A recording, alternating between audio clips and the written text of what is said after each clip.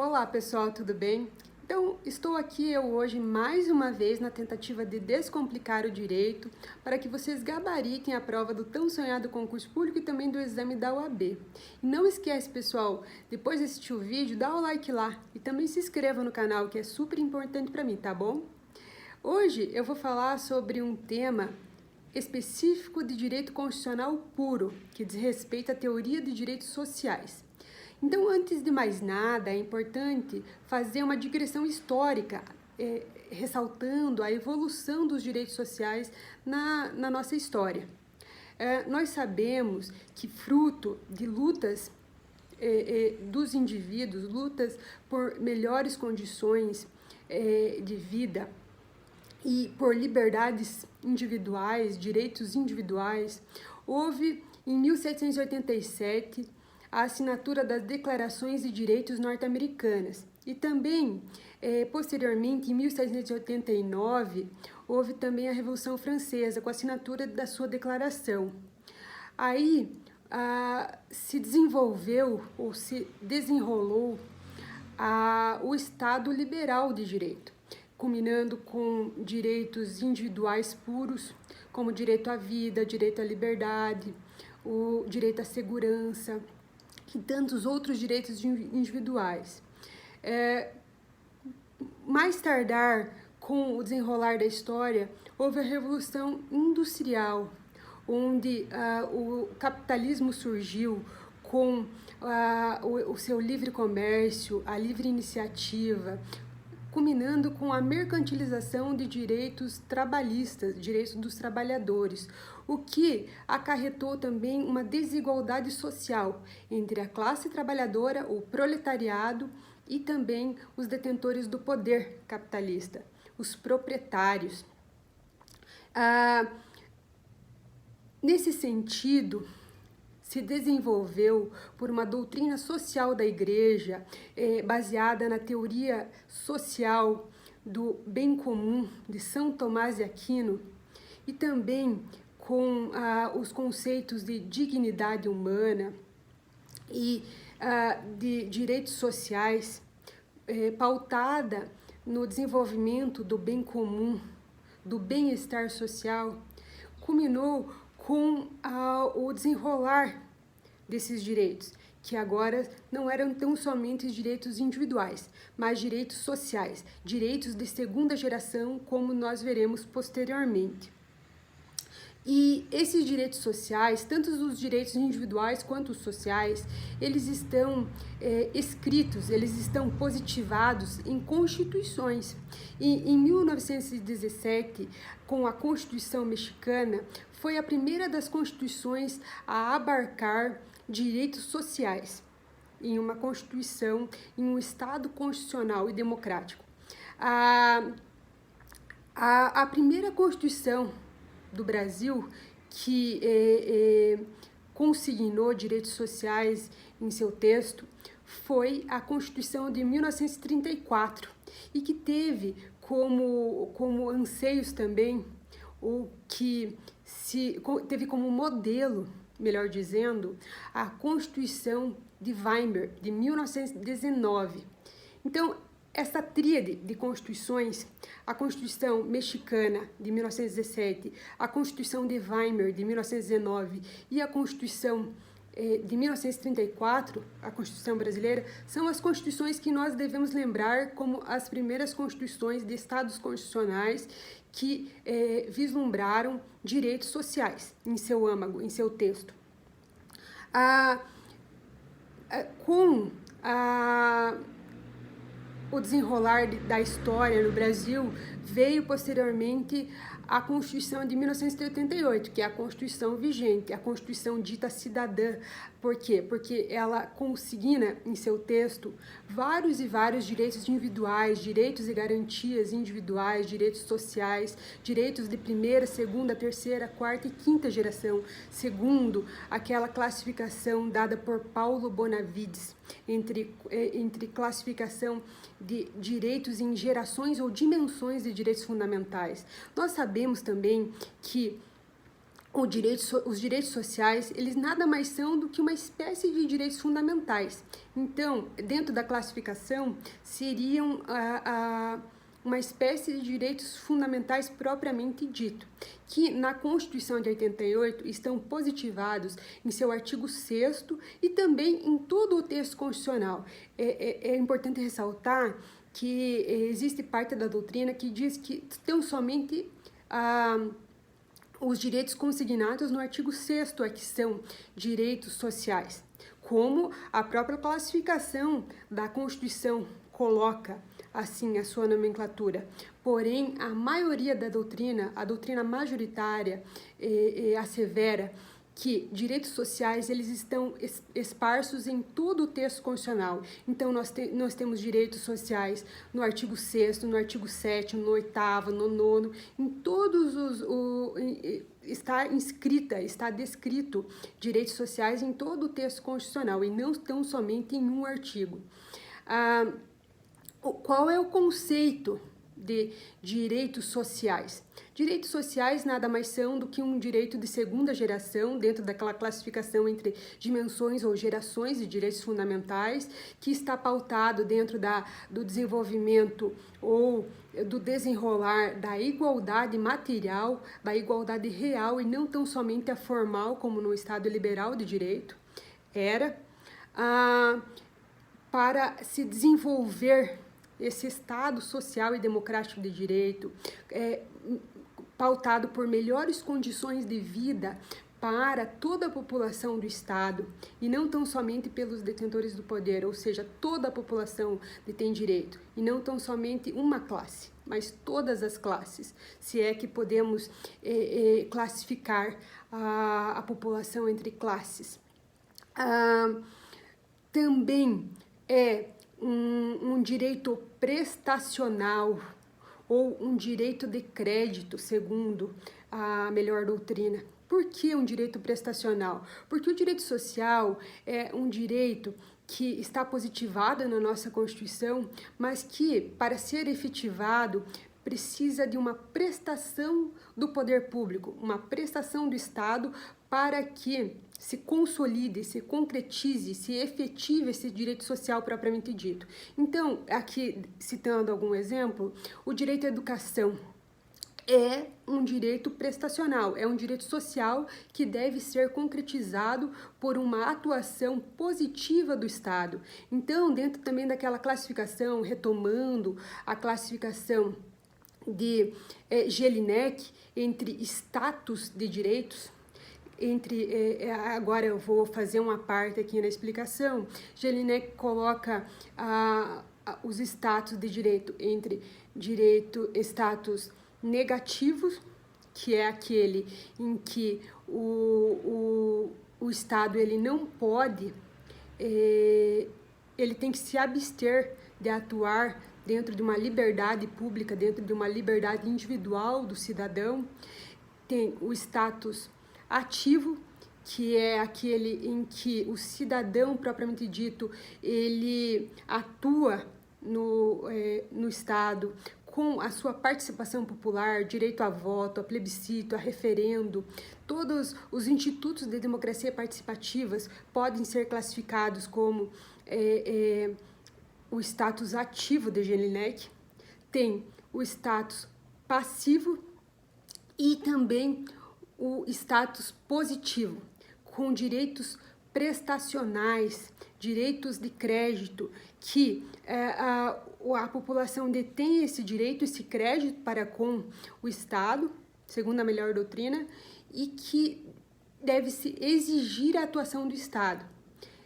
Também, Luigi Ferrajoli divide as liberdades públicas em liberdades negativas e positivas, sendo que as positivas são esses direitos prestacionais, esses direitos de segunda geração, esses direitos sociais que devem ser exigidos pela população para com a atuação estatal. Então, o Estado deve prover esses direitos para os cidadãos.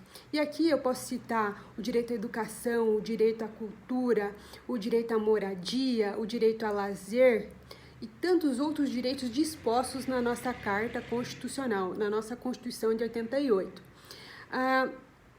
Com relação à finalidade dos direitos sociais, quais são os seus objetivos, os seus fins? Ou seja, de concretizar a igualdade material, a isonomia, ou seja, tratar iguais como iguais e desiguais como desiguais na medida de sua desigualdade, segundo aquele princípio aristotélico, ou que consignava também Rui Barbosa como direito de igualdade material, não só aquela igualdade formal perante a lei em que dizia o Estado liberal, mas sim uma liberdade e uma igualdade concreta, que possa ser concretizar esses direitos diante da atuação do Estado perante o cidadão. E também de concretizar o princípio ou o direito à dignidade humana. E o que seria essa dignidade humana? Nós veremos posteriormente que existe uma teoria que tenta definir o que seria a dignidade humana, e que é a teoria do mínimo existencial. Porém, os objetivos, as finalidades precípuas dos direitos sociais é de concretização da igualdade material, de proporcionar melhores condições de vida à população do Estado. Nesse sentido, existem os objetivos consignados no artigo 1º e 3º da nossa Constituição, que diz que um dos objetivos do Estado Democrático de Direito brasileiro, da nossa República, é de reduzir as desigualdades sociais e regionais. Então, esta é uma finalidade dos nossos direitos sociais, de concretizar as melhores condições de vida à população brasileira. Também pauta-se o princípio da maior efetividade, que, segundo o ministro Luiz Roberto Barroso, ele diz que, não obstante estar disposto no nosso artigo 5º, parágrafo 1º da Constituição, que todos os direitos e garantias individuais, os direitos e garantias fundamentais, eles são princípios, eles são normas de eficácia plena, segundo a melhor classificação dada por José Afonso da Silva. Como nós já vimos, inclusive, num dos vídeos aqui nesse mesmo canal. Porém, não obstante dispor que o artigo 5º, parágrafo 1º, dispõe sobre a autoaplicabilidade e a imediatidade da efetividade desses direitos, muitos deles não são concretizados, não podem ser efetivados com a sua eficácia plena. E, nesse sentido, existe o princípio da melhor efetividade ou da maior efetividade. Então, o que se quer com esse princípio, com a aplicação desse princípio, dessa norma princípio? Se quer dispor da melhor interpretação ou aplicação do direito, para que se concretize os direitos fundamentais, os direitos sociais, da melhor forma, quando se dá maior efetividade, uma maior otimização, dentro daquela perspectiva do conceito dado por Robert Alex também, vislumbrando os princípios como mandatos de otimização, ou seja, dentro de uma perspectiva de ponderação pelo princípio da razoabilidade, da proporcionalidade e da adequação na aplicação desses direitos, na interpretação desses direitos. Então, com isso se quer dar maior efetividade, maior concretização a esses direitos sociais, direitos fundamentais e de segunda geração, como nós já vimos. Existe ainda o princípio do mínimo existencial, que tenta consubstanciar, conceituar o que seria dignidade humana. Porque o que seria esse princípio do mínimo existencial? Ele foi também fundamentado pelo ministro... agora eu não me recordo o nome, se eu lembrar eu falo para vocês. Porém, o que se quer conceituar esse mínimo existencial é o que a pessoa, o ser humano, ele precisa para viver. É o mínimo que ele precisa para sua subsistência, para sua existência de forma digna, com melhores condições de vida. Então, mínimo existencial, o que ele precisa minimamente para existir de forma digna. Existem várias facetas ou tentativas de conceituar esse mínimo existencial, porém, alguns doutrinadores, entre elas Ana Paula Barcelos, coloca que o conceito de mínimo existencial, ele evolui de acordo com a evolução ou com a efemeridade da sociedade e do direito. Ou seja, o que seria mínimo existencial em 1930 não é o que é mínimo existencial hoje. Aqui eu cito um exemplo. Em tempos remotos, em tempos passados, quem sabe o direito a um meio ambiente equilibrado, ecologicamente equilibrado, não seria consentâneo, não estaria consubstanciado pelo conceito de mínimo existencial. O que hoje nós podemos conceituar o direito a um meio ambiente ecologicamente equilibrado, descrito no artigo 225, como também substância ou matéria do mínimo existencial. Então, com a evolução histórica da nossa sociedade, pode-se conceituar de forma diferente o mínimo existencial, estando em constante evolução o seu conceito, segundo a melhor doutrina constitucional. Também o princípio da reserva do possível, porque nós sabemos que os direitos sociais, como direitos prestacionais de segunda geração eles precisam muitas vezes ser ativados ou ser prestados pelo Estado de forma judicial. Então, muitas vezes, o cidadão ele não detém um direito à saúde ou não detém condições financeiras e econômicas para dispor de uma prestação social, de um direito fundamental à saúde, um tratamento de saúde, e a pessoa, então, ela vai ao Poder Judiciário para que seja prestado esse direito social à saúde pelo Estado. E dentro dessa perspectiva de prestação do direito social pelo Poder Judiciário, uma das teorias que pode ser elencadas pelo Estado na tentativa de não prestar esse direito é o princípio ou o preceito da reserva do possível. E o que é consubstancial? O que quer dizer esse preceito?